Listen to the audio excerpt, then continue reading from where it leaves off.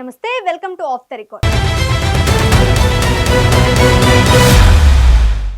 తెలంగాణ రాజకీయాల్లో ఈరోజు ఒకే ఒక పేరు మారిమోగిపోతోంది. అది గులాబీ పార్టీ అధినేత కేసీఆర్. సుదీర్ఘ విరామం తర్వాత తెలంగాణ ప్రతిపక్ష నేత కేసీఆర్ అసెంబ్లీ మెట్లు ఎక్కారు. వచ్చారు, చూశారు, సంతకం చేశారు, వెళ్లిపోయారు అన్నట్టుగా సాగింది ఆయన పర్యటన. ఆయన రాకతో అసెంబ్లీలో ఒక విధమైన హై వోల్టేజ్ డ్రామా నెలకొంటుందని అందరూ భావిస్తే ఆయన మాత్రం కేవలం 5 నిమిషాల్లోనే సీన్ ముగించి వెళ్లిపోయారు.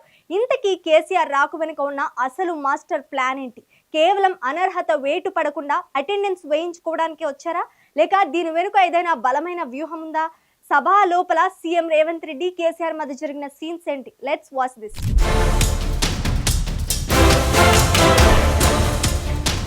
తెలంగాణ అసెంబ్లీ సమావేశాల వేళ ఈరోజు అందరి కళ్ళు కేసీఆర్ వైపే ఉన్నాయి. పులి అడుగులు వేస్తేనే వేగం, కేసీఆర్ అడుగు పెడితేనే సంచలనం అన్నట్లుగా కేసీఆర్ ఎంట్రీ ఇచ్చారు. సమయం కంటే ముందుగానే అసెంబ్లీకి చేరుకొని అందరినీ ఆశ్చర్యపరిచారు. బీఆర్ఎస్ ఎల్పీ కార్యాలయానికి వెళ్లి రిజిస్టర్లో సంతకం చేశారు. ఆ తర్వాత కొద్దిసేపు పార్టీ నేతలతో ముచ్చటించి హౌస్ ప్రారంభం కాకముందే తన సీటులో వెళ్లి కూర్చున్నారు. సభలో సభ్యులెవరూ రాకముందే ఆయన తన స్థానంలో ఆసీనులయ్యారు. ఒకప్పటి ముఖ్యమంత్రిగా, ఇప్పుడు ప్రతిపక్ష నేతగా ఆయన రాక సభలో కొత్త వాతావరణాన్ని తీసుకువచ్చింది.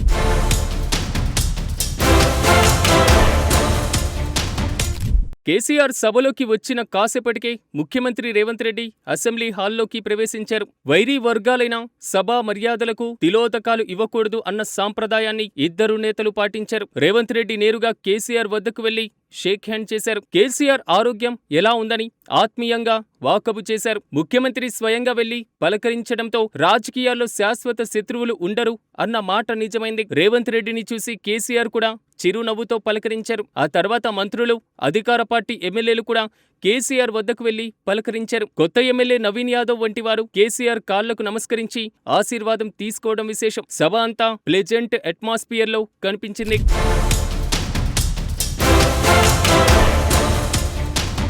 అయితే హడావుడి అంతా కేవలం 5 నిమిషాలకే పరిమితమైంది. వచ్చిన కోడి కుయ్యక మానదు అంటారు పెద్దలు. కానీ కేసీఆర్ మాత్రం అసెంబ్లీలో ఒక్క మాట కూడా మాట్లాడలేదు. కేవలం 5 నిమిషాలు తన సీట్లో కూర్చొని అందరి పలకరింపులు అందుకున్న తర్వాత సైలెంట్ గా సభ నుంచి లేచి వెళ్లిపోయారు. ఆయనతో పాటుగా మాజీ మంత్రి హరీష్ రావు కూడా సభను వీడారు. నేరుగా నందినగర్ నివాసానికి చేరుకున్నారు. మెరుపు తీగలా వచ్చి అంతే వేగంతో మాయమయ్యారు కేసీఆర్. సుదీర్ఘ చర్చల్లో పాల్గొంటారని ఆశించిన కేడర్ కు ఇదొక రకమైన నిరాశే అని చెప్పాలి.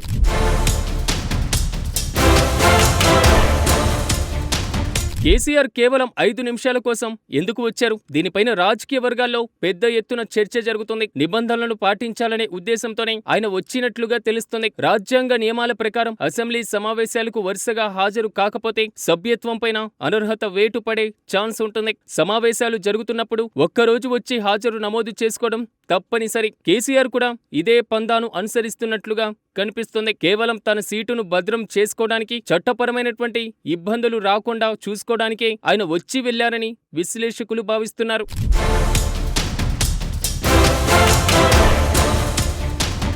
కేసీఆర్ అసెంబ్లీకి మళ్లీ వస్తారా, లేక ఫామ్ హౌస్ కు పరిమితమవుతారా అన్న చర్చ ఇప్పుడు $1 మిలియన్ ప్రశ్న. అయితే బీఆర్ఎస్ నేతలు కూడా దీనిపైన క్లారిటీ ఇవ్వడం లేదు. ముఖ్యంగా రాష్ట్రంలో జల వివాదాలు, బడ్జెట్ వంటి కీలక అంశాలపైన చర్చ జరుగుతున్నప్పుడు ప్రతిపక్ష నేత సభలో ఉండడం చాలా ఇంపార్టెంట్. కానీ కేసీఆర్ మాత్రం నేరుగా ఇంటికి వెళ్లిపోయారు. ఒకవేళ ఆయన మళ్లీ రాకపోతే కీలకమైనటువంటి ప్రజా సమస్యలపైన బీఆర్ఎస్ గలం వినిపించడం ఎలా అన్న డౌట్ మాత్రం కలుగుతుంది. నాయకుడు లేని సైన్యంలా బీఆర్ఎస్ ఎమ్మెల్యేలు సభలో ఎలా పోరాటం చేస్తారో వేచి చూడాలి. కేసీఆర్ గైర్హాజరీపై అధికార పార్టీ కూడా విమర్శలకు పదును పెట్టే ఛాన్స్ ఉంటుంది.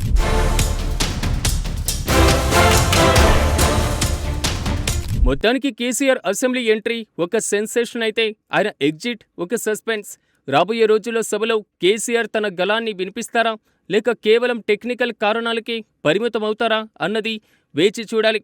ప్రజా సమస్యలపై ప్రతిపక్ష నేతగా ఆయన పోరాటం ఎలా ఉండబోతుందో కాలమే నిర్ణయిస్తుంది.